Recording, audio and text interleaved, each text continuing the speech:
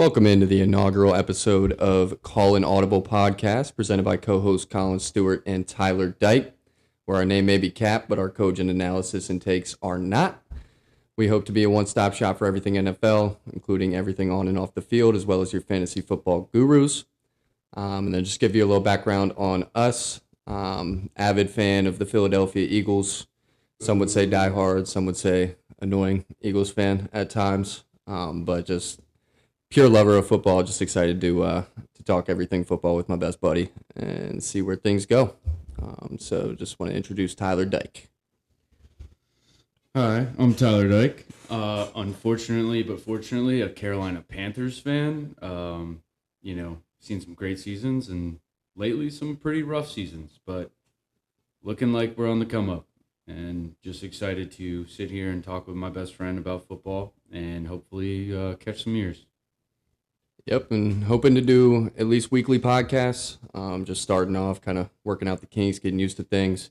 But going to discuss a plethora of topics throughout the season. Hopefully touch on some things during the off season while it's a little bit of a slow time on the content front. And starting off, we're going to be speaking on the NFC South. I'm going to do a little breakdown of each team. I'm going to go over their schedules, do a little win-loss prediction, and some hot takes and see where things go. So with that said, let's go ahead and kick it off. We're going to start with the New Orleans Saints, who during the offseason, they made some additions and lost some people as well. We have the addition of Travis Etienne getting paired with Alvin Kamara. They dropped the bag on him. They're paying him 4-year, $52 million. And then they also have David Edwards, who came over from the Rams. He's their left guard, and he's expected to start. And then they also added Caden Ellis, who's a solid linebacker, and then as well as Noah Fant for some tight end depth. And then their losses, they did end up losing to Mario Davis, their longtime linebacker, leader of the locker room, along with Cam Jordan, who's also remains unsigned at the moment. And then they also lost their cornerback, Alante Taylor. Obviously, they lost the Super Bowl champion, Rashid Shaheed, who was a big value to them. And obviously a big value to the Seahawks as they were made their way to a Super Bowl championship. And then they also lost their center, Luke Fortner, and then also lost J.T. Gray, who's an all-pro special teamer who happens to end up on the best team in football. So what's your outlook on the New Orleans Saints here, Tyler? So I don't know about you, but this to me could be the story out of the NFC South this year. Agreed. I could see this team being arguably the Patriots from last year. If they made the right moves, if Shuck moves in the right direction, Olave continues to stay healthy, this team That's could a big make. if. Yeah, that's true. But no more hospital balls. So shouts out Derek Carr. But I could see them honestly dominating this division, which this is going to be a reoccurring theme for this division. It's so quarterback biased. It's either the quarterback takes a step forward, their quarterback plays well, and the team does well, or that quarterback doesn't, and that team ends up being the dumpster fire of the division this year. Definitely agree.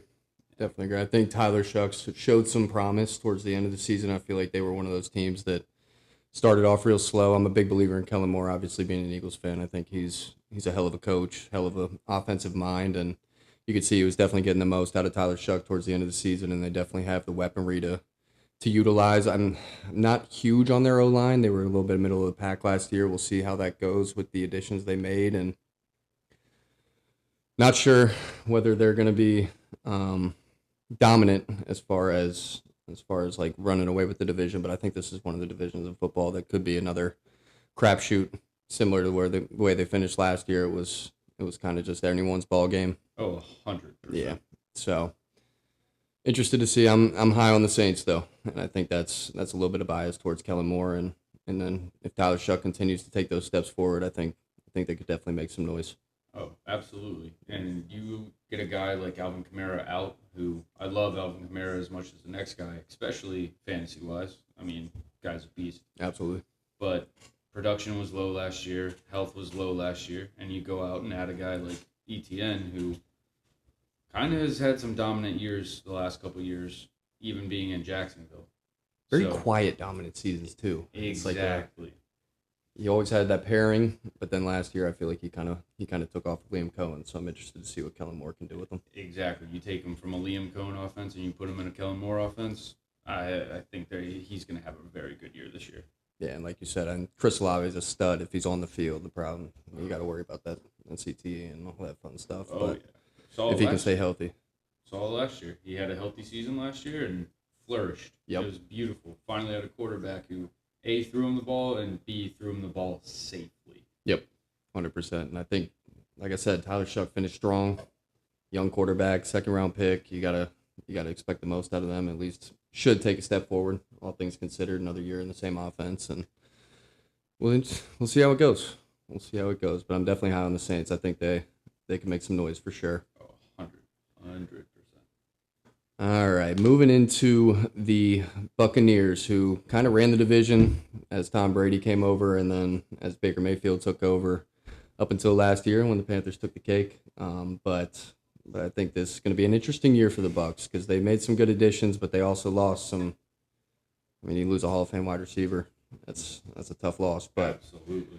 But just to break down some of their additions and losses, they added Reuben Bain Jr., who I was extremely high on during the draft. I know he's getting a lot of shit for his short wingspan and stuff like that, but he just has that motor that you want out of your edge rushers. I think he's gonna make an instant impact. And I mean, you put him next to Vita Vea, there's no telling what could happen. You took the words right out of my mouth. Vita Putting Vea's him so on fucking good. Man. Yeah, dude, putting him on the same line as that Bull, man. Yep. It should be easy money for him, honestly. Yeah, absolutely. And then they added Alex Anzalone from the Detroit Lions. I think he was a big pickup for them. Leader of the defense. Yeah, he's just looking like Legolas out there. But nah, just really smart player. I think he's going to be solid for them. And then they added Al-Qadim Muhammad, who had 11 sacks for the Lions. So you got that pairing with Alex Anzalone. They have that chemistry already. He's an edge rusher, pairing with Reuben Bain, and then we'll see if he can replicate what he had. He's a little bit older. He's 31 years old. So we'll see how much of an impact he can make. And then, like we were speaking of Vita Vea, they added Ashawn Robinson, who's more of that large body run stuffer. Very familiar with him. Yeah, but putting anyone next to Vita Vea is just a recipe for success. Getting those single options, not getting double teamed. Vita Vea is going to take most of those. So let's see how he can do. And then they added our favorite backup quarterback, Jake Browning, just in case Baker turns back into a pumpkin or gets a shoulder injury and tries to play through it for too long and then fucks up his career. He has been known to do that. Yeah. Got to respect the hustle and the grit, but absolute dog. Got to watch out for yourself, man. Come on, Baker. And then they also lost, obviously, Mike Evans, who's just first bout Hall of Famer in my opinion. I think just the longevity. Mr. Reliable. Yeah, Mr. Reliable, Mr. 1K, just until last year, but I don't think that's his fault. Hey, injuries were turned on. Yeah, okay? Absolutely. Injuries were definitely turned on. And then they lost Jamel Dean, who was a stud cornerback. He ended up with the Steelers. That was a good pickup for the Steelers. Big loss for the Bucs. I'm interested to see what Todd Bowles can do on that front. And then they lost their leader of their defense, Levante David, longtime linebacker, absolute stud. Probably in that Hall of Fame conversation as well, if I had to guess. 100%. But yeah, that's gonna be a tough one to overcome. But Alex Anzalone, we'll see. They also lost Greg Gaines, so I'm not too familiar with his game, but it seemed like he was a pretty productive player for them. So that was another D lineman of theirs next to Vita Vea, but to harp on it again, put anyone next to Vita Vea, they'll probably play better than you would expect them to. Yeah. So, Tyler, what are you thinking on them? I mean, again, it's a following theme. It's quarterback play. If Baker comes out and looks like Baker from the first 7 weeks last year and does it all season, again, I'm going to say this with almost every team in the division. They could run away with the division or just barely win the division because that's how this division goes. But it just all depends on Baker. It depends on if Mbuka takes a step forward and takes on that role of most likely being the number one. Yep. Godwin can stay healthy, which I would love to see him stay healthy. He's so much fun to watch, but again, the track record it seems like in this division is quarterback and injuries. So Fair point. it could, with the additions, they could definitely look a lot better. But again, it's Baker. It all depends on Baker. Yeah, I've always been a Baker guy. It's hard not to root for the guy, especially with what he went through. I have a buddy that's a big Browns fan, so we try to chirp him as much as we possibly could when. Unfortunately, and I hope you hear this, Brian. Yeah, so it was a little bit of a troller on the Baker front, but watching his resurgence and seeing what he went through and going to the Rams, kind of getting his life back together, his career back together, and then going to the Bucs and having success, it was fun to watch.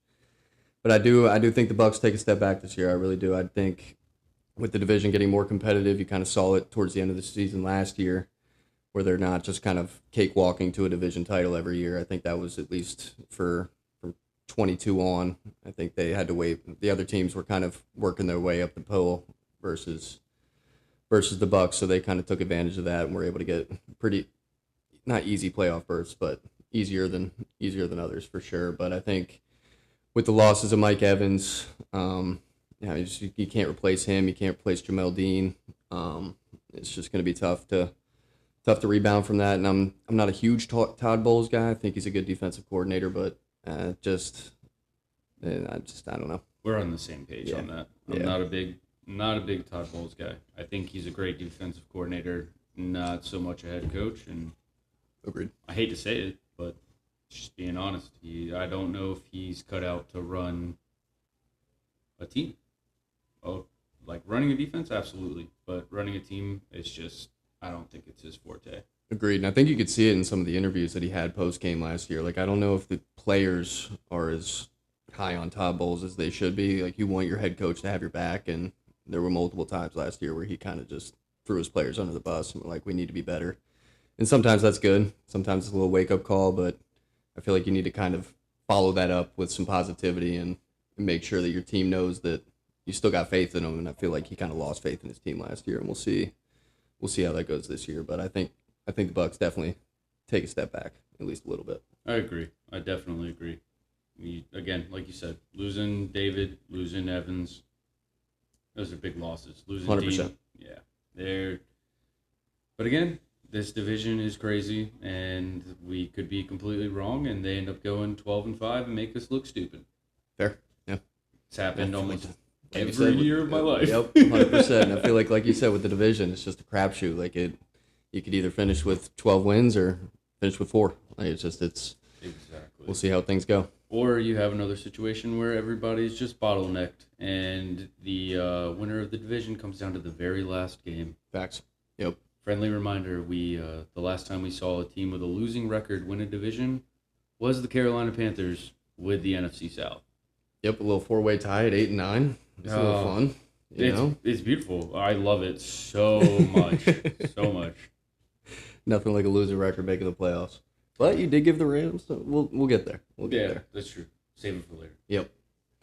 But moving on, we'll move into the Atlanta Falcons. Go over some additions and some losses on that front. Added a stud in the head coach, Kevin Stefanski.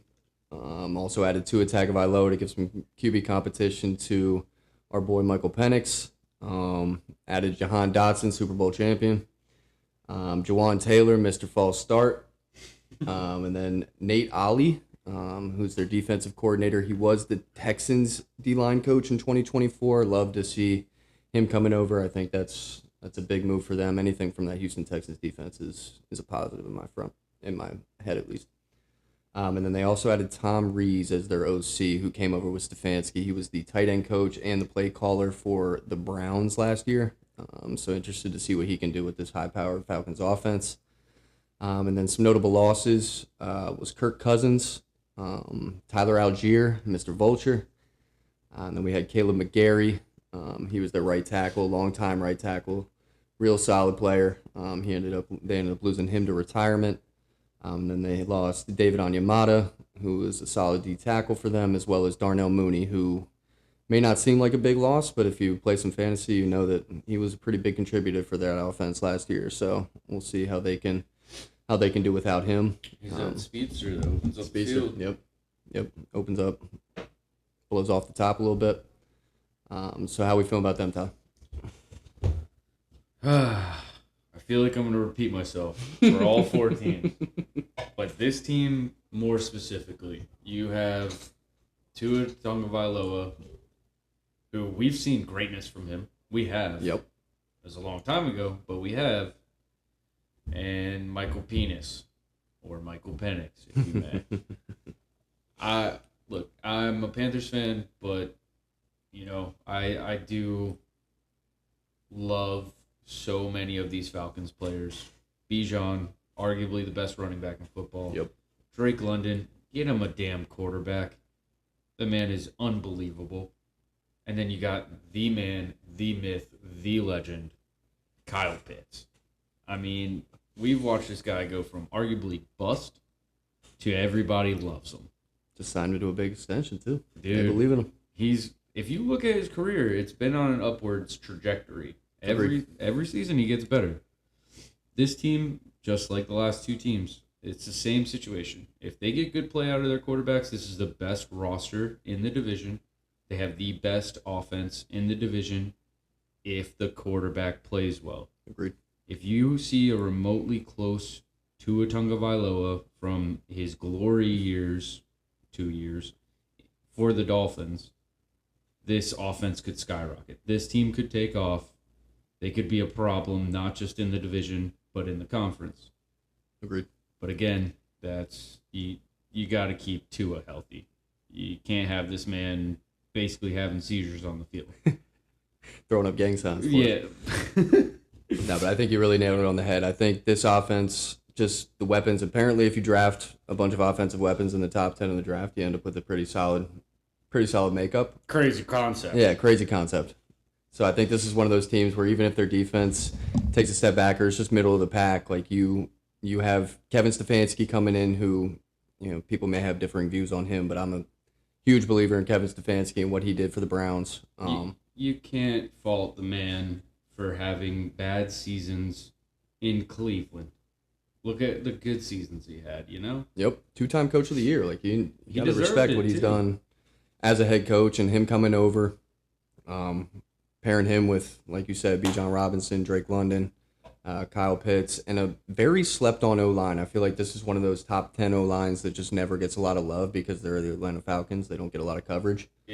It's the South. Yeah. The team that gets the coverage is the Bucs, and outside of the Bucs, it's like, oh, we're going to talk about these guys for 2 seconds, and then just basically throw them aside. Yep, pretty much. But I think, like you said, QB, it comes down to QB play. If they can get Tua Tagovailoa going, I mean, obviously he throws a pretty ball. He's got to stay on the field. Got to worry about his health quite a bit. But you pair him with, look at Harold Fannin last year for the Browns. I feel like if you give Kevin Stefanski, Kyle Pitts, and Drake London and Bijan Robinson, he's going to cook. So. Well, and you bring over the Browns tight end coach. Look at what he did with Njoku and, again, 100%. Like you said, Harold Fannin. Watching Njoku before his injuries and before stuff happened with him, one of my favorite watches at tight end. And then you have an emerging star last year in Fannin. So with that tight end coach coming with him.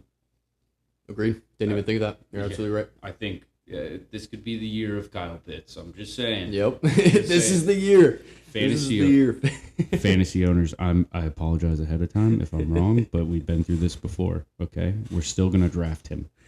ADP 3rd round. Absolutely. But definitely excited to see what the Falcons offer this year. I think that defense just gotta get it done, and Kevin Stefanski will do the rest. So we'll see how things go. But moving into our very own Carolina Panthers, Tyler, how we feeling? You want my honest opinion? Only honest opinions on the show. Okay. Well, for the people that know me, I'm not the biggest Bryce Young guy. Last year showed me some things, but I'm still not fully there yet. I think I need to see more consistency out of him, but also out of the receiving core. I've been a firm believer in Jalen Coker. Been on him since we didn't draft him because I'm pretty sure he's undrafted if I'm not mistaken. Correct. Was very concerned when we took Leggett. I thought that was a terrible pick from the start. I'm praying one day he proves me wrong, but that ain't going to happen. I love Tet. I do love Tet. Dog. So if Bryce can take a step forward, Tet can continue to step forward, Coker can stay healthy. Again, it's a running theme of this division. It's quarterback play and it's health. If Bryce can continue to step forward and have more consistent games like that playoff game against the Rams, I think they're going to be in good hands. I believe in Canales fully. Agreed. Yeah. But, yeah, it's just Bryce Young. I want to like you, dude, but you make it tough. Got to show me more. I don't want to see the Red Rifle step in, okay? Hey, he's a Philadelphia Eagle now. Hey, you enjoy that. Hey, we'll see how it goes. But working out the kinks a little bit, I forgot to go over the additions and losses, so I'll go ahead and run through those. So the biggest free agent signing was definitely Jalen Phillips, who got the bag dropped on him, a little 4-year, $120 million contract. Gotta do it. One of those markets that is only going up. I feel like $30 million for Jalen Phillips was a little strong, at least when you guys initially made the signing, but obviously definitely the best edge rusher in this free agency class, so I think that was a huge signing for them. And then another one that I was honestly higher on than the Jalen Phillips signing was the Devin Lloyd signing, a little 3-year, $45 million contract. Just all over the field, man. Still all can't over the believe field. that deal happened. I remember when he was coming out of Utah, I was big on him going into the draft and wanted us to take him, and he's lived up to the hype, 100%. And then you brought over Rasheed Walker from the offensive tackle from Green Bay. We had a very solid offensive line last year. I think that's nice depth. I feel like that's more of a depth signing than thrusting him into a starting role, but Absolutely. yeah. And then we also added Luke Fortner to take the place of Cade Mays, who ended up over in Detroit. Then we brought over Trayshawn Wharton from the Chiefs. Obviously has that championship pedigree coming from there, but did just have neck surgery, so we'll see how he comes back from that. Did that hurt you to say right there? A little bit. We'll get there. And then we also brought over Trayvon Moehrig from the Raiders. When I hear Raiders, I think, but I think that's one of their better players on defense. He brings the boom. He brings the boom. Hitter. Love that. Yeah. Gotta love some juice. Definitely needs to watch his head. Yeah.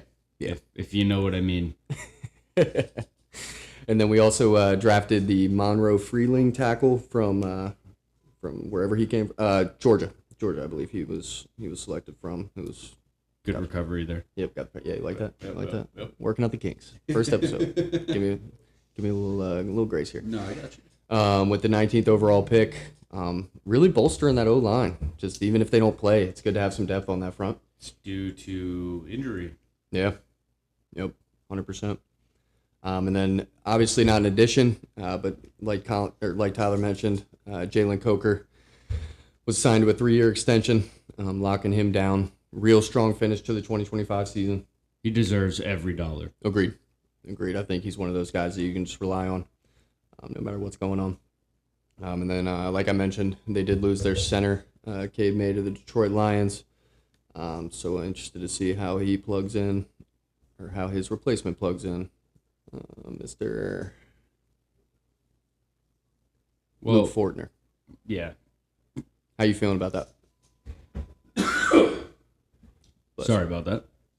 I'm feeling good. The thing that needed to be addressed and the reason why they did so many moves for the offensive line is unfortunately the injury to Akem Okwonu.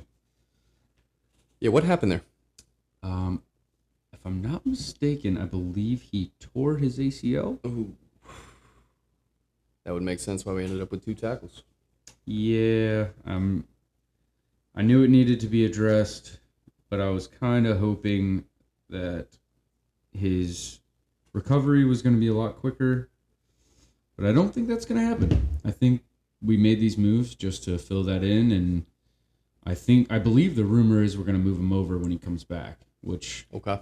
I am a little worried about because moving any offensive lineman, if you look up any time it's ever happened before, if they don't have experience at that position, can be pretty catastrophic to your offensive line. Fair. So I'm not going to lie to you. I had to look that up because I completely forgot that happened.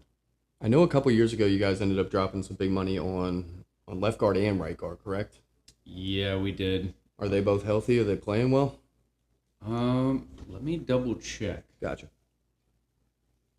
Yeah, I know they really wanted to bolster that O-line. I'm trying to think if both those offensive tackles, that one Rasheed Walker coming over from Green Bay and then drafting Monroe Freeling, whether he has that guard tackle flexibility where he could maybe potentially plug into a guard role before he moves outside, or if he's or once Iki comes back, maybe moving inside, trying to get that. Yeah, possibly. I just double checked and made sure because I couldn't remember if Lewis or Hunt got moved. But yes, they're still on the team. Gotcha. So our offensive line should, with the moves we made, be fine next year. It's just, again, when he comes back, if they try and insert him into that lineup, fill the gap, could not be good. Fair. No, and I think with the Panthers, I don't see a worst to first. I don't know if they're going to be able to repeat. I think this is one of those where, not that they lucked into it, but it just everything kind of fell into place towards the end of the season, which they got hot and they were doing well. And again, gave the Rams a run for their money in the playoffs. So I think you have a good team in place, but just as a reoccurring theme throughout this entire episode has been it's just a crapshoot in the NFC South. You don't really know what you're going to get. It always is. It always is. You ain't kidding. But I think this is going to be an extremely fun year to watch the NFC South. Hard to pick a winner. But if we were to pick a winner, just in the middle or at the end of June, before training camp starts, how are we feeling? What do we think the division winner? How do we think it's going to shake out? Let's go first to fourth. It's very difficult not to say Carolina in first, especially after seeing the end of last season. But if I had to take one thing, even if Bryce takes a step forward and the passing game looks well, I'm still not the firmest believer in our run game, which is really what's holding me back from saying first place. Rico Dowdle, did you guys keep him? Nope. No, he's on gone? The Steelers. To the Steelers. Yep. Back to good old Chuba Hubbard. Believe in Chuba, dude. I believed him when I drafted him, and then he got fucking his job vulture. Brother, I believe more in Jonathan Brooks. Okay? Still on that train, no matter what happens. I don't think I'll ever get off. No matter what happens, you got to see it. You got to see it. Unless a report comes out tomorrow saying Jonathan Brooks has decided to step away from football, I'm not leaving that train. Give my man Jonathan Brooks some carries, please. Let him stay healthy. That too. Please. Every training camp. Can he make it through a training camp? Every training camp the videos come out, he looks fantastic. Coming out of Texas, man, he had some juice. He did? He had some serious juice. So excited. And they were like, oh, watch out for his knee injury. Everybody's like, he's fine. Immediately, torn ACL. Here we are. Yep, next season, torn ACL. Season 3 is where it's at. All you Panthers fans out there, Thomas Davis. That's all I'm going to say. There you go. I like that comp. But, I mean, obviously, if you're stuck behind Bijan in college, you're not going to get as much shine. But he had some juice when he was getting carries behind Bijan, and I would love to see it, too. Love to see him make it through training camp healthy. Maybe draft him in fantasy. We'll see how it goes. But, yeah. But with all that... Yeah, with all that said, sorry, we got a little sidetracked there. Yeah, it's going to happen. Obviously. With all that being said, I think... going against my better judgment, I'm actually going to go with the New Orleans Saints. Love that. I want to say the Falcons so bad, but then I remember who the quarterback is. And 25% chance it's not Michael Penix by week 3. Fair. What would you say first place would be? I've been going back and forth on this. I'm not going to lie. I don't want to regurgitate what you just said, but I think I want to go with the Saints just because of how strong they finished last year. I feel like they're finally getting out of the cap hell that they ended up in towards the end of Drew Brees' career and signing Michael Thomas, then losing him. Just been in cap hell for 2 to 3 years. Finally getting out of that. You got Kellen Moore, another year of comfortability, another year in the system for Tyler Shuck. Obviously, we touched on their offensive weapons. Not sure on their O-line. That does give me a little pause. Losing Cam Jordan, or at least having not re-signed him yet. Not sure if that's going to be a deal breaker for their defense or if they're going to have the pass rush that they've had, because Cam Jordan's just been steady Eddie his entire career. Oh, I'm very familiar. Yeah, I know you were with very him. familiar with Mr. Cam Jordan. So interested to see how that goes. But I do like their secondary. I think they've made some good moves on that front. So we'll see how it goes. But it's just the fucking NFC South, man. It's just a damn crapshoot. It really is. So, but if I had to put my money on something right now, I'd love to throw my money on the Saints. And then also in a similar boat, I think the Falcons probably number 2. And then I'd probably go Panthers 3, Bucks 4. I think the Bucks take a big step back this year. So this is actually where we kind of disagree. I'm going to go Panthers 2 just because I do trust Bryce more than Tua. Fair. Bryce will be a lot safer with the ball, which And stays on the field. Exactly. So it should Fair. keep him in games more. I'm going to go with Atlanta 3 against my better judgment. Again, it's just Tua. It is literally just Tua, and I kind of hope he makes me eat my words because I want that offense to pop off. Fair. I love that offense. But I will stick with Tampa at 4. And I think, for me, mainly, it's Baker's health, and it's whether or not Ibuka, who we saw fall off a cliff for the second half of last year. That's what gives me pause, too. I'm losing Mike Evans, and then Mbuka came on the scene hot last year. Yeah, so hot. And then fell off a cliff when Mike was hurt. Chris is hurt. And then you had Bucky Irving going down, so their run game. Oh, man. I don't want to watch more Sean Tucker. No disrespect, Sean Tucker, but I love watching Bucky Irving run the ball. It's a lot of fun. I believe they lost Rashad White, too. They did. I want to say he's on Washington. Washington now. Hey. I could be wrong. I can double-check that really quickly, but... It's way over to the east. Yeah, where running backs go to die. Hey. No, not the east. Washington. I'm sorry. Yeah, Washington is definitely where they go to die. Yeah, come on. Saquon almost setting a record. I didn't... Come on. Got Ezekiel Elliott back in the day, too. We've been steady with the running backs. Steady. Well, Cam Scatterboot, brother. Oh, all right. We'll save that for the NFC Yeah, I'm about to say, podcast. I don't want to give any spoilers away. But now that we have our predictions on the standings, how about we run through some schedules here? So we'll start with the Saints, circle back there. All right, so we got week 1, Saints versus Lions. Give me the Saints. Give me the fucking Saints. Give me the Saints. Give me the Saints. Lions, just like the Falcons, I love that offense to death. I do. Their players are so good. But, man, those coordinator changes did something to the Lions. Yep. They are not the Lions that we grew to love. They're turning into little pussycats. It's almost like coaching matters a little bit, eh? Hey, man, their head coach I love to death. I mean, yeah. But, yeah.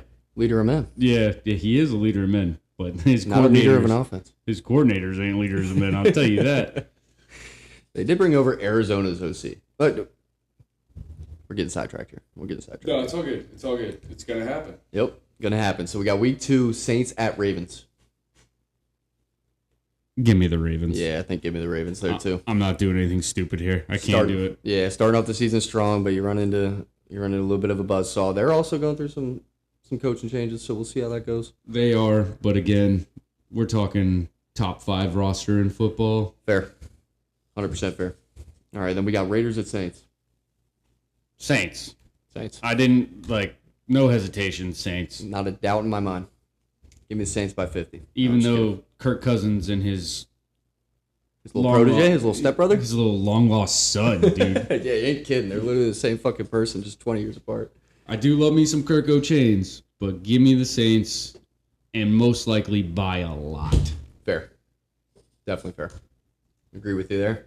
And then we have our first in-division game for the Saints. We have the Falcons at the Saints. Do we know who's home, and do we know who's away? Yes, we have the Falcons at the Saints.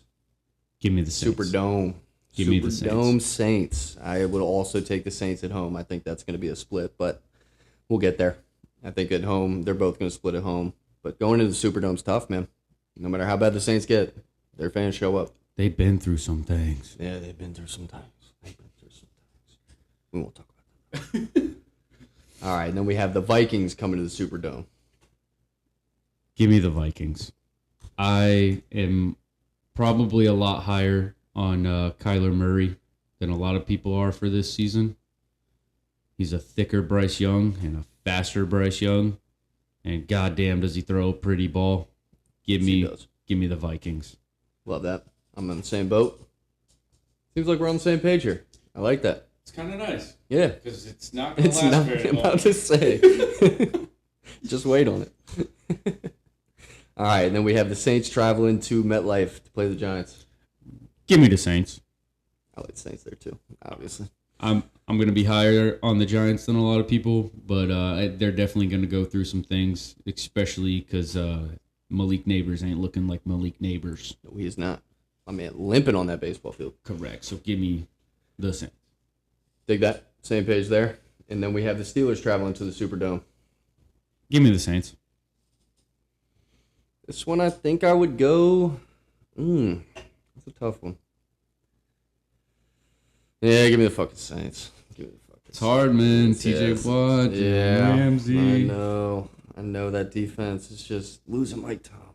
We just can't give too much away. We can't give too much away, but we'll give that one to the Saints there. You push away Mike Tomlin and you bring in good old McCarthy. Hey, that's Mr. 12 wins. Hey, Mr. Homegrown. He's from Pittsburgh. Yeah, that too. My man's crying in the press conference. But give me Tyler Shuck. Yeah, give me Tyler Shuck in that one too. All right, then we have the Browns traveling to the Superdome. Saints. By a mile. By a fucking mile. All right. And then our very own Panthers traveling to the Superdome. Lots of Superdome games. 3 in a row. I'm going to take the Saints. I think I take the Saints at home too. This division, it's going to be a running theme with the schedule too as well. I'm going to do a lot of splitting here because that's what we tend to do in this division. Very fair. Very fair. And then we got the Saints traveling to Soldier Field to play the Bears. Give me in November. Give me the Bears. Yeah, give me the Bears in that one as well. Hard to go up to that stadium, especially in the cold when you're used to that nice cozy Superdome for 3 straight weeks. I think that's going to be a little bit of shock to the system for that whole team. So. I also have Caleb Williams in the running for MVP. All right, let's not get too carried away here. Let's not get too carried away here. Iceman cometh. Iceman, Mr. 55% completion percentage. Hey, that's okay. That's okay. He does make the plays when they need. All right, then we have the Saints going from Chicago to Cincinnati to play the Bengals. I got a very serious question here. Yeah, what you got? Are injuries turned on or are injuries turned off? Definitely turned on. We live in reality here.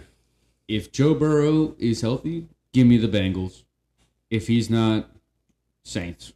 It's a very fair stipulation because we are 9 weeks into the season. Yeah, maybe even farther. Towards the end of November. So you never know what you're getting with biannual Burrow. So I think, hey, last year hurt. He might have a full season this year. I honestly want to see a full season out of him because, again, this is another guy that just I love watching spin the ball. Agreed. Nah, when he's healthy, he's fun. He's must-see TV. He's 100% must-see TV. I want all injuries turned off this year. Goodell, if you're listening to me, please. Make it happen, my man. I don't want bullshit, boring Thursday night football. Bezos, if you're listening, make that happen. Yeah, please.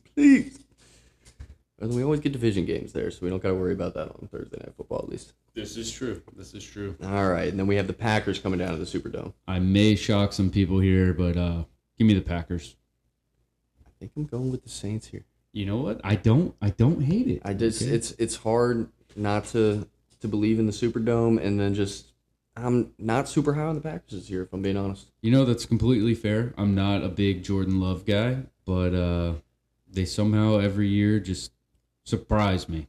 And I mean, their coaching staff got annihilated this offseason. They did, and my brain just light bulbed. Okay, yep. I just remembered the whole Josh Jacobs thing. Yep, that too. Yep. Yeah, I'm still unfortunately going to go with the Packers against my better judgment. But fair, we can differ there. It's good to have a little friendly. You want to fight?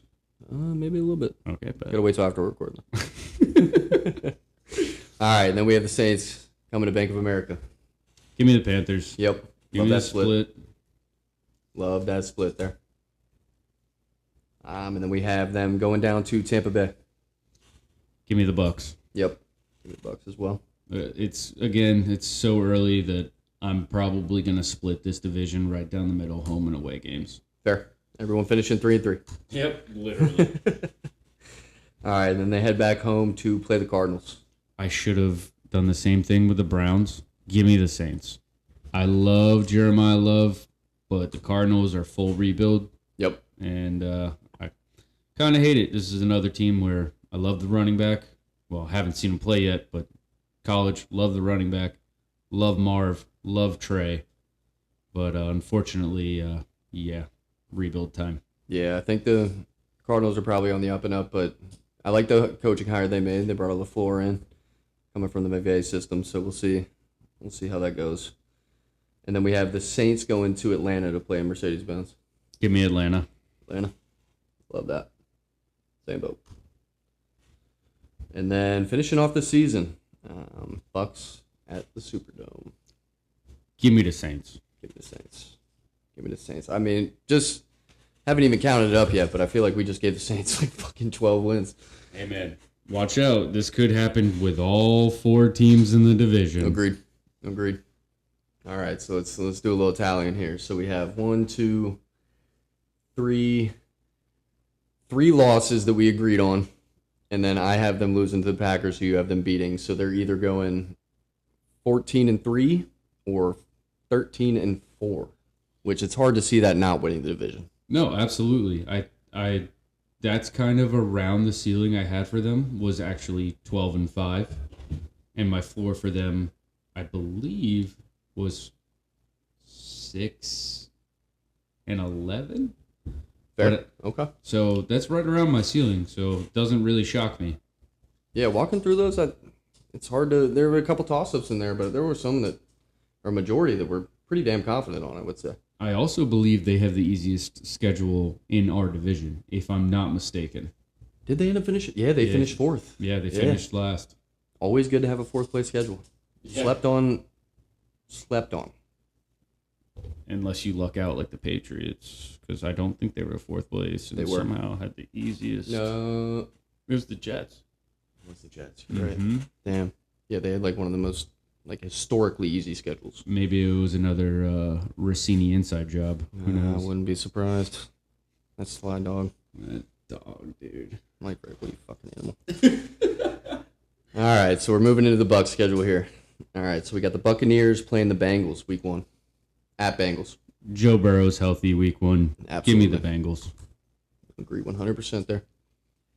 And then we have the Browns coming to the Bucs. Bucs. Sorry, Brian. Yeah, the Browns are getting fucking shit on this year. Yeah, I'm seeing a good old... huge regression. You lose Myles Garrett. How many games did they win last year without Myles Garrett? 0. 0. I think 0. How many games have they won without Myles Garrett since drafting Myles Garrett? I think that's another 0. Yeah, I was about to say, outside of 1 year, how many games did they win with Myles Garrett? This is... You know what? Yeah. We got to move on. All where we march, we'll get there. Yeah. We'll get there. Just wait on it. All right, so week 3, we got the Vikings coming down to the Bucs. Give me the Vikings. I like the Vikings as well. High on the Vikings. Just a little teaser there. Very, very high on the Vikings, similar to you. It's a nice theme to match this division. It's quarterback play. If that quarterback plays well, that team's going to soar next year. Baby. North is going to be electric to watch, man. Oh, so excited. It's just great football. Can football great start tomorrow, please? All right, so we got Packers coming down to the Bucs after the Vikes. You're going to hate this. Give me the Packers. I think the Packers too here. Like I said, I'm not super high on the Bucs this year. I feel like they're going to take a huge step back, so any team that they play that's competitive, I'm probably going to give the edge to that team. I can feel the egg on my face already, but yeah, same thing. Fair. All right, so then we got the Bucs traveling to Jerry World. Play the Cowboys. You're actually going to hate this. Give me the Cowboys. Another one I don't want to give too much away, but I'm worried about the Cowboys a little bit, so I also think the Cowboys take that. It's just with the losses in the secondary for the Bucs, the Cowboys offense should be able to put up 1,000,000 points. Yep. So I trust them more. I do. Agree 100%. I don't want to give away too many of my takes before we cover the NFC East, but the defense just got to be middle of the pack, man. And I like what they did on defense. So It's all good. I almost threw up. Much as I hate to fucking say that. Yeah, I almost threw up saying what I just said. Yeah, that's tough. All right, so we got 3 straight L's for the Bucks. That's kind of starting a hot 2 and 3. It's okay. It's okay. They're going to turn it around right here. All right, we got Steelers and Bucks. Give me the Bucks. Steelers at Bucks, I should say. And I will take the Bucks. Extra, give me the Bucks if it's at home. Yeah, that's a toss-up for me. It really is a toss-up. So I'm gonna go with you on that. I think the Steelers. We'll see this year. But since they're at home, I'll give it to them. All right, then we got the Bucks coming to bank. Give me the Panthers. Give me the motherfucking Thurs. Give me the Give Panthers. Me the Thurs. I want domination in this fucking game. I see tight game, but I think they pull it out. Thurs pull it out. Look, you're right, okay? But I can dream. I can dream of a 45-7 just shit pumping. Delusion is an incurable disease, as you will come to find out when I start going through my takes a little bit. So that's fair. That's the one team in my division.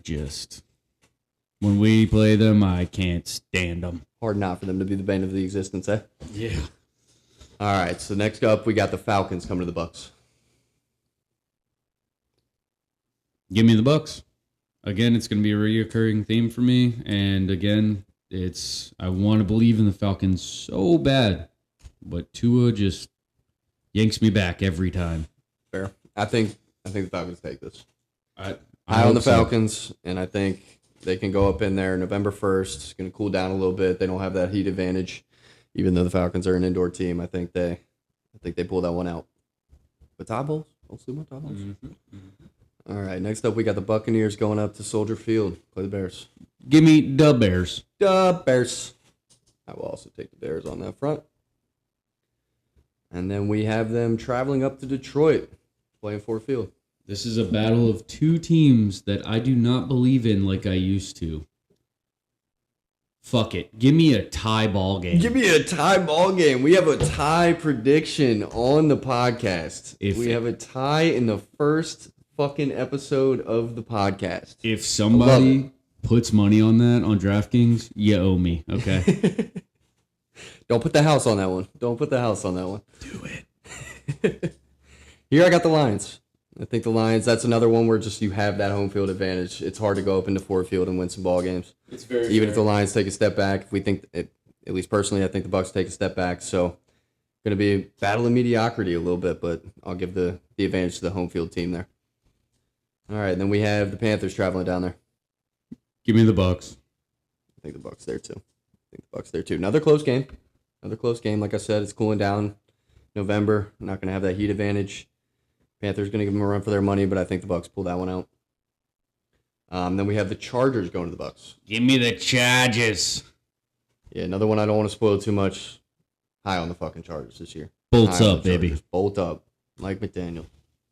Pairing him with Justin. We'll see how that goes. Yeah, as long as their run game can stay healthy. Yes, agree. Please, agree 100%. Lord Jesus. No, if their O-line can stay healthy. Yeah, both. Getting the bookends back. All right, then we have the Buccaneers traveling up to Baltimore. Give me the Ravens. Yeah, I think I take the Ravens here too. I know you have the same feelings I do towards the Ravens, but give me the Ravens. We're talking regular season here, so. Good point. And then we have the Saints traveling down to the Bucs. Give me the Bucs. Yeah, I think I gotta stay consistent. I took the Bucs when we went through the Saints schedule. That's fair. I did too. Give that a W to the Bucs. All right, 2 in a row for the fucking Bucs. We got them going to Mercedes-Benz to play the Falcons. I'm gonna go with the Falcons here. Yeah, I think the Falcons sweep this year. Sounds like you think they split, but I think they sweep. That's fair. Again, spoiler alert. We're doing this so early. I will be splitting this division right down the middle. Fair. 100% fair. And this one should be pretty easy. Rams. Yep. Rams going down. Rams going to Tampa. Hard to fucking think the Rams lose a fucking game this year, as much as I hate to say it. Give me the Rams by a million. Yeah, I think the Rams fucking dog walk them. And then finishing off with the Saints in the Superdome. Going back to the last game, I just thought about this. Yeah, what you got? Myles Garrett saying hi to his old friend Baker. Oh, I did not think about that either. This could go from being a shitty game because the Bucs aren't good to being a very interesting game. Does he beat his 5-sack single game record? I think we'd all cry tears of joy if He's got to go against worse. Worse the dog. Is he healthy? I think. No, I mean that late into Oh, the is he season. healthy at that point? I'll give him the benefit of the doubt there. Okay, then fun game. That'll be a fun battle. I mean, Miles can come from either side, so we'll see. But He's that's just a good point. Good point. Good call out there. He's goat in the watching, man. We're watching another goat. It's He's a fucking animal, dude. so good. So good. All right, then finishing and the Superdome at the Saints.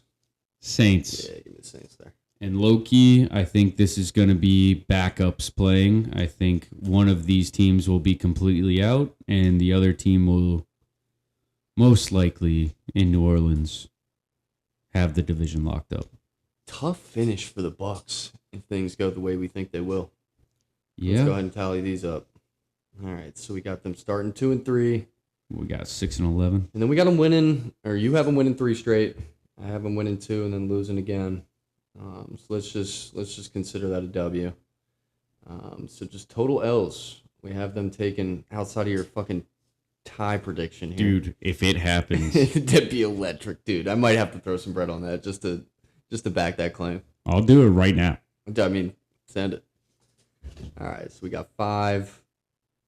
Total 8 or 9 L's, depending. So we have them pretty much finishing the way they did last year. We just think that other teams are going to take a step up and put them in 4th place at 8 and 9. Or 7 and 10. That sounds like the NFC South to me. Yep, that does sound like the NFC South to me.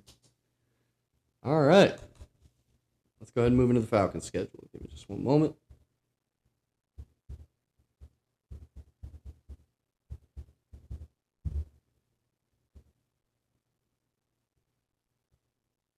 All right, starting off, Falcons at Steelers. It's going to sound like I hate the Steelers. It is going to sound like you hate the Steelers. Give me the Falcons. Corey, if you're listening, I'm sorry. Yeah, this is nothing against you. It's not like the Brian situation. I think I want to give this to the Steelers. Dude, by all means. By all I think means. starting strong, you got Kevin Stefanski coming in, new system being implemented. I'll give the benefit of the doubt to that defense. My question is, regardless of how aged it is. Outside of DK, who's catching the ball? Are you kidding me? What? Am I forgetting somebody? Yeah, they made a God. big signing this offseason, man. Or they traded. They traded for Mr. Michael Pittman. Oh. 2 big bodies. Yeah, give me the Falcons. Corey, I tried. All right. Moving into week 2, we got the Panthers going to the Falcons. Give me the Falcons. Yeah, we got to stay consistent there. All right, starting 1-1. Then we got them traveling up to Lambeau. Give me the Packers. Packers? It's going to sound like I love the Packers. I've seen it time and time again outside of them playing us last year. Give me the Packers. Yep, dig that. Also Lambeau. That's a place to play. Michael Parsons. Early in the season, though. Yeah, that's fair. All right, and then week 4, we got them going down to the Superdome. Give me Tyler Shuck, please. Tyler Shuck for 1,000, please. Yep, love that. Love that as well. A little 2-2 start. All right, and then we have the Ravens going to the Mercedes-Benz. The Ravens are going to go undefeated against our division, okay? Give me the fucking Ravens. Yeah, I have to agree with that one. I think they're going to run all over them. All right. And then we have them hosting the Bears in week 6. Do you know who one of my favorite all-time head coaches is? Ben Johnson. Mike Ditka. Give me the Bears. Mike Ditka. Ditka, you hear that, Kev? Ditka. Duh, Bears. Yeah, give me the fucking Bears there, too.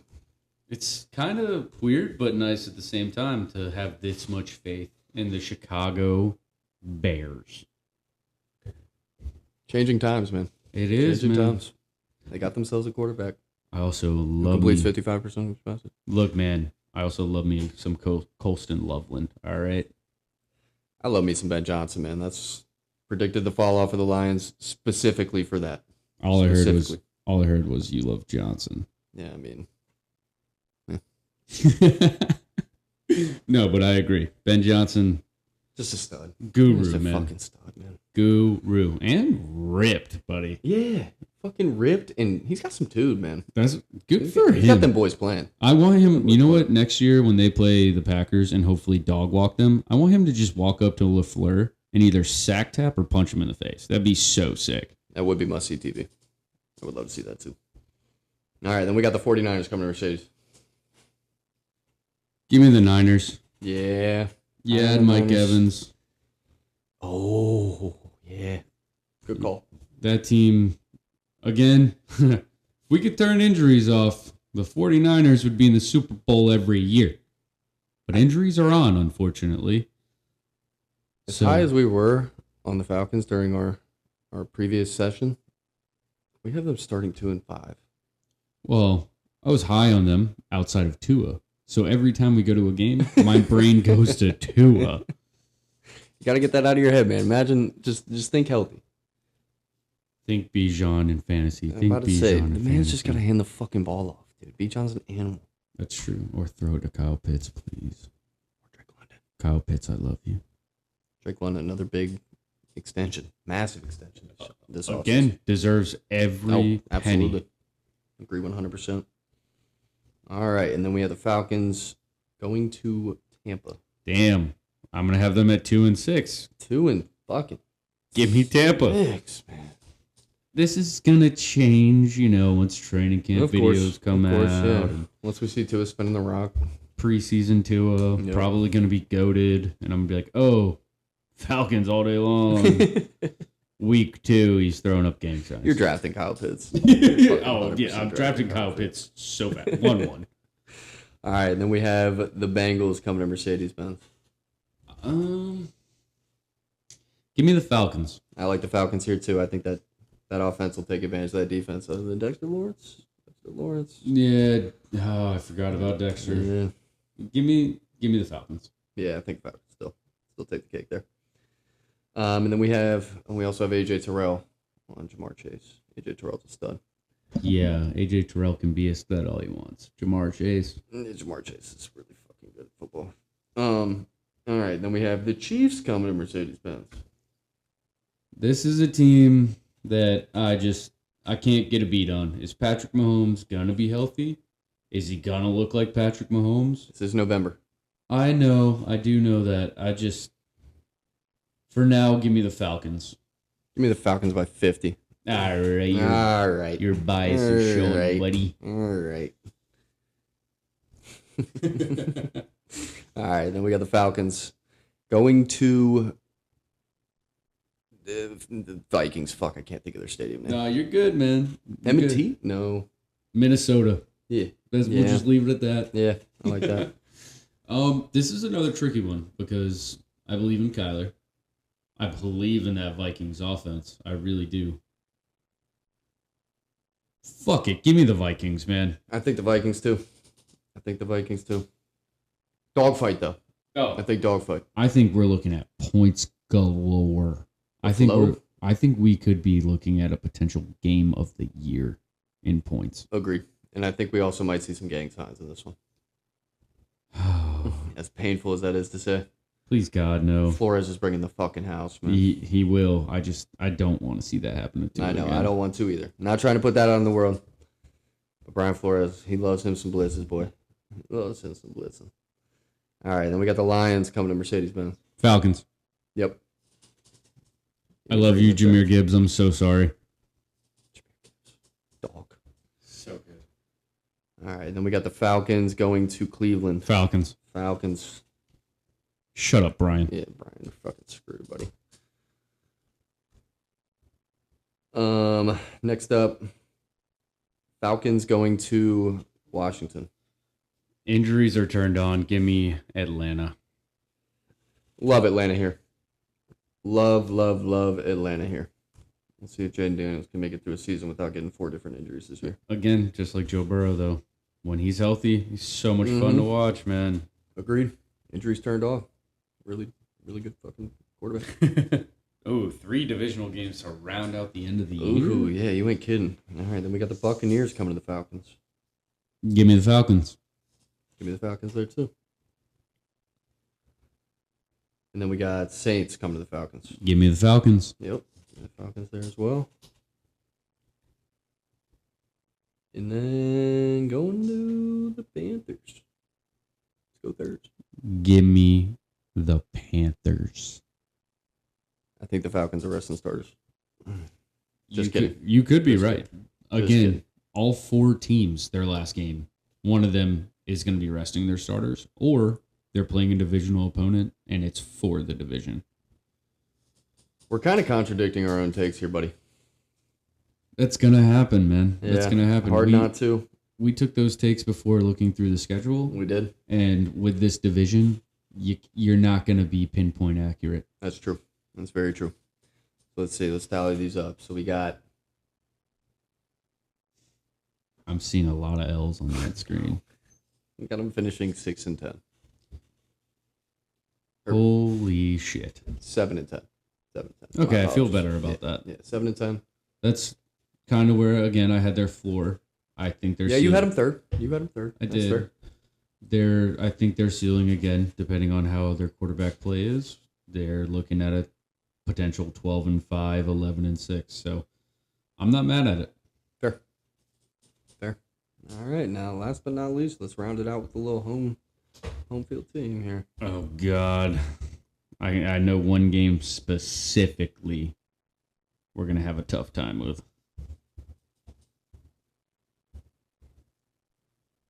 Oh, jeez. Apparently, Oh. the thirds aren't known as thirds on Google. Hey, that's okay. We just got to see that the Yankees lost 9-3 tonight. Love that. Yeah, how you feel about that, Christian? Fuck the Yeah, Yankees. fuck the Yankees. Fucking pussies. All right. Hey, I don't know if you've looked at our schedule yet, but it is a tough one, bud. That's what happens when you finish first in your division. Yeah, I know. Get the cakewalks. I know. All right. So we got them starting off against the Bears. Give me the Bears. Yeah, I think the Bears take this one pretty easily. Sorry. No, you're valid. You're completely valid there. All right. Then they head down to Mercedes-Benz. Give me the Falcons. Love the consistency. I have to stay consistent Love here. the consistency there, brother. All right. Panthers or Browns? Panthers. Browns suck. Give me the Thurs. Then we got the Lions going to Bank of America. Give me the fucking Panthers. Give me the Thurs. Give me the Thurs. Lions ain't doing so hot playing the man. South. Yeah, the South, they might get swept. We might have the hottest They'll take in get football swept, here. Yeah. I guess we might be alone on that front, but Yeah. we keep it real. You guys We ready keep it for real. fireworks for this next game here? Panthers at Eagles. Look, man.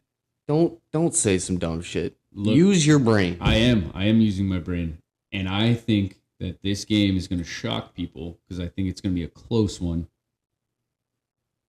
Won by the Panthers. Yeah, my bias is going to show there. No. That might be the easiest L I've ever put Wow. on a spreadsheet in my life. Wow. Look here, man. I think it's just at that weird beginning stage of the season where Yeah, new offensive coordinator. they New can offensive shock you. coordinator. You guys' defense is on the up and up. Got Derek Brown back. He's healthy. And again, this is nothing against y'all. I have y'all winning your division.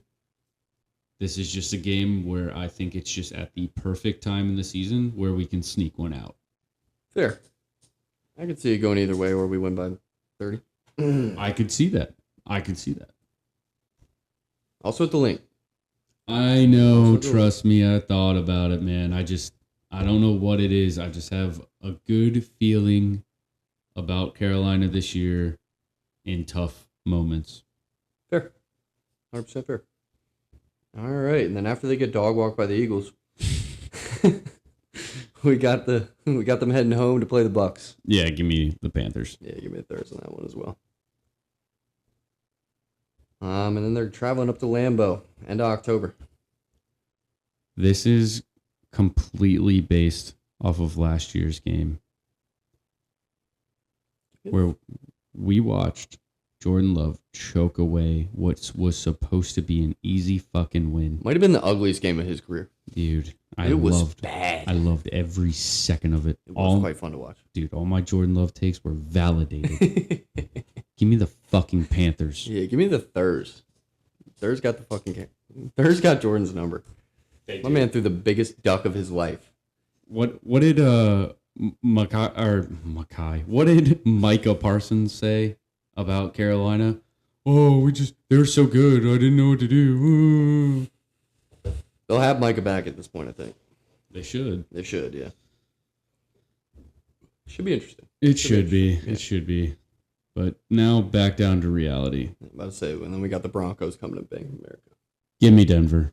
Yeah, I think Denver's going to stay. They're not going to be the number one seed again, but I think they're going to be. The defense just elite. Yeah, man. Their defense, they're fast. They're all over the field. They have a cornerback who can take away your number one every game. Yep. Give me Denver, But you have Leggett. Yeah, look, man, your accent's great. Okay, play some fucking football. Some great interviews, man. Great interviews. And as much as it pains me with how much I hate seeing the Broncos logo, give me Denver. Fair. 100% fair there. All right, then we got the Panthers going to the Saints. Got to stay consistent. Tyler Shuck. Yep. Got to stay consistent on that front. Tyler Shuck is going to shuck us. And then to the Ravens, coming to Bank of America. Do they sweep the NFC South? Give me the Ravens. I wanted so badly to do the same thing with the Eagles here and be like, oh no, it's in a really good spot in the season where we could, squeak one out. No. Give me the Ravens all day long. Yep. Yeah, I think Ravens sweeping the South. First hot take of the year.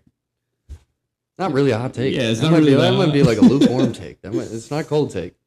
It's definitely not a cold take. All right. Then we got the Panthers going down to Tampa. Give me Tampa. Yeah, give me Tampa in that one too.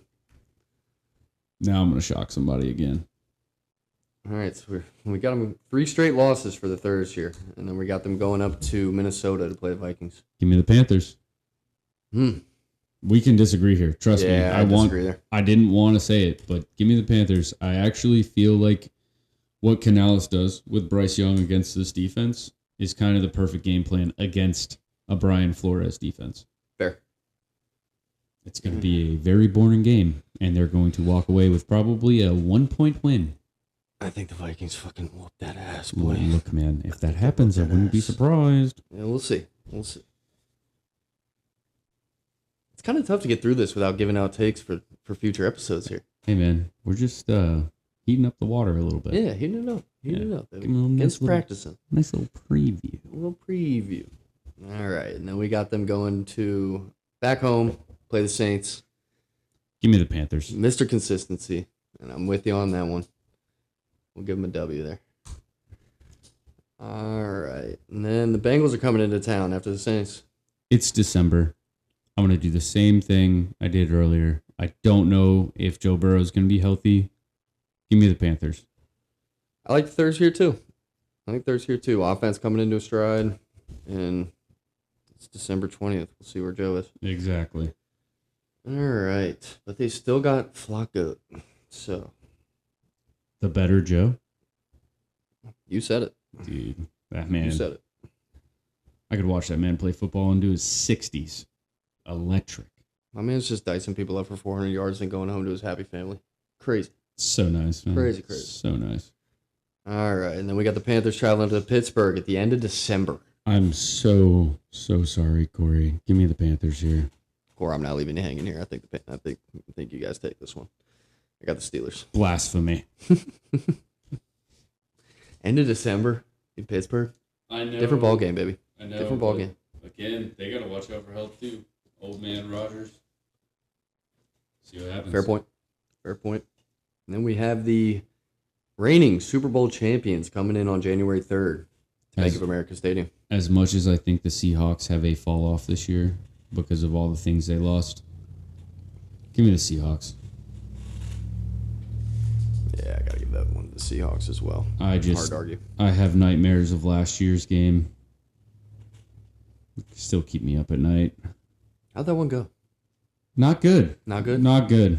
Did you all get dog walked? I believe Bryce put up 30 yards of offense. What a dog. Actually, I think his net offense was 0, if I'm not mistaken. One of those games? 2 weeks before our playoff game. Doesn't make sense. But, yeah, give me the Seahawks here. And for all my bettors out there, JSN, over 120 yards, 2 touchdowns. That little faith in your fucking quarterback one? It's Mr. not, JC Horn? It's not JC that I don't have faith in. It's whether or not they have him travel or if they move around JSN in the offense. That's fair. JSN is very versatile. An absolute dog. All right, and then finishing off the season, Falcons at the Panthers. Give me the Panthers. Give me the Panthers. Agree there. What I put them at, 7-10.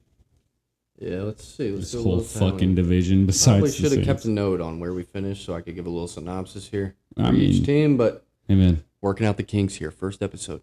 I think we Let's do a little had grace. the Saints at 13-4. We had the Correct. Falcons at 7-10. Yep. Or, yeah, Yep, that sounds right. Bucks at 6-11. Mhm. Yep. Good call. Good memory. Thank you. Love that. It just also, like, I think I could go through the last 10 years of this division and just read off the final standings. The names might switch. Times but the they records- are a changing in the NFC South, man. The names might be changing for top to bottom, but the records look the exact fucking same. That's fair. That's fair. Good point. All right, so we got the Panthers. Optimistic outlook here. We have them with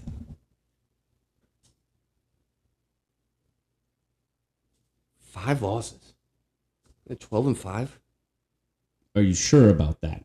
That's with you taking. That's me giving you the wins that you tallied that I had as losses. Gotcha. So I So- have them at still 9-8. Yeah. Again, NFC record. Number one schedule or first place schedule. This You gotta is true. think This is true. you guys are getting the best of the best. This So, is true. It's We'll just see how it goes. So if we went off our little schedule predictions here, so run those back for me. okay. So we had the Panthers at, was it 12-5? Right there, optimistic wise. Yeah, 12-5 optimistic. The Saints at 13-4. 13-4. The Bucks at 6-11, and the Falcons at 7-10.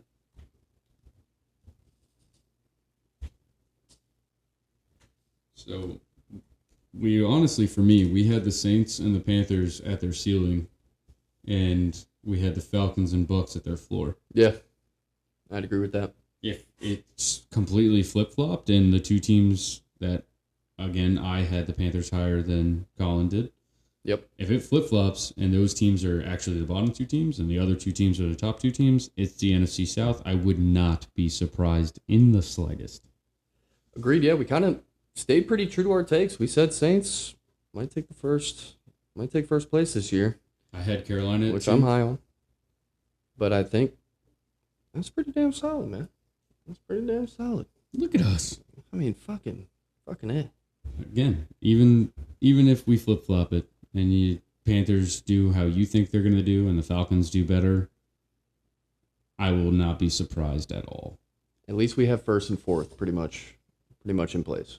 We'll see how the middle shakes out a little bit. My bias might have shown a little bit for that. Slightly. fourth place. 12-5 is fucking crazy. Oh, I was talking about 12 the and Bucks, 5 is dude. nuts. You're talking about the Bucks, I was- my ass. I was talking about the Bucks, dude. Oh my god.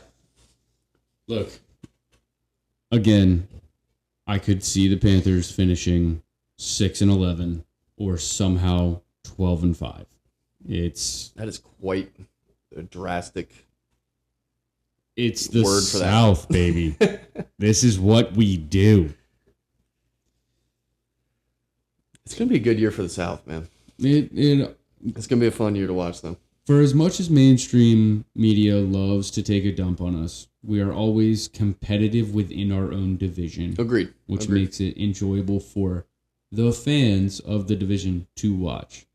It is always fun coming into week 18 where you have no idea how it's going to shake out, where you got to worry about wins, losses. You got to worry about the Bucs playing the Falcons, winning or losing. Everyone else is like, oh, man, my favorite player's not playing this week, and I'm over there sweating. Yeah, sweating his ass off while everyone else is fucking benching their starters. Yeah, I got to worry Getting ready for the offs. I got to worry about, if the Lions beat this team and this team beats that team, but the Panthers win their game, they're in.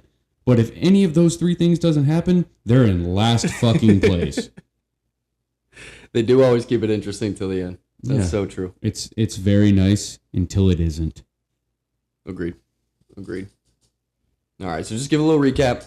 We got the Saints finishing 13-4, Panthers finishing 12-5, Falcons finishing 7-10, and the Bucs finishing 6-11. So, where were the Panthers at for you though? Like, let's take the optimism out of it. Let's take the optimism out of it. I believe I had them. Did we go over them third? Last. My fault. I had them losing 3 games that you had them winning. So 9-8. Oh, okay. Perfect. Which I think is still a very successful season for y'all. If you're going to bet on anything, take Collin's, not mine. Okay. We're letting his bias show in episode 1. We'll just wait till we get to the NFC East. We're going to really see some bias come into play. I tried to avoid my bias as best as I could, but, things happen. I get carried away. It's hard not to. It's hard not to. I just want football. You got that fan just scream. That inner fan's just screaming. Yeah, we got that. That playoff game. We're going to make that happen. That playoff game just brought something back inside me that was lost. Electric game. Yeah, buried deep inside me. Pause. I love it. All right, so wrapping up the first episode of Call An Audible Podcast. We're going over a little bit of the NFC South, a little breakdown, little schedule prediction. Just bear with us. First episode, obviously going to have some kinks. Just trying to have some fun. Just enjoying some conversation with my best buddy. And we'll see how things go throughout the year. Going to have an episode next week. Haven't really picked a division. What do you want to do next? I think we should make the audience wait for the big one. All right, fair. But I think we should stick inside the conference. Okay. What if we go for another testy one and go for the Rams division? A little NFC West action. Yeah, buddy. I like that.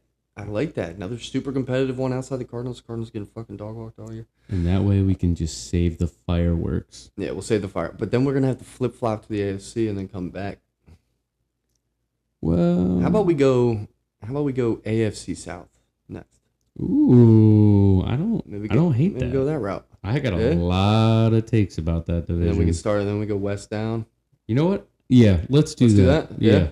All right. I like that. We'll flip-flop divisions. So hold on to your chairs as you wait for the next episode. Next week, we're going to cover the AFC South, which should be another competitive one. It's another crapshoot almost. Yeah, it's going to be another tricky one to figure out who's at the top and who's at the bottom, and you might turn around and everybody's fighting for a playoff spot at the end. You ain't kidding. Don't sleep on DJ. Look, man, don't sleep on T-Law. Yeah, I'm sleeping. I know you are. I'm passed out. You know I love him. But Liam Cohen, dude, it's his hair, dude. Little sneak peek. But thank you so much to whoever listens to this. Like I said, first episode. Gonna slowly build on this. We'll see how it goes. I think it was a pretty successful first episode, though. If I had to say so myself. It was really nice. It felt like we were just chopping it up. It felt like a usual 10-minute phone call that turned into 2 hours. Ain't kidding. Happens a lot. But seriously, thank you so much for all the listeners. And excited to bring you guys some more NFL content moving forward. Much love, y'all. Till next time. Peace.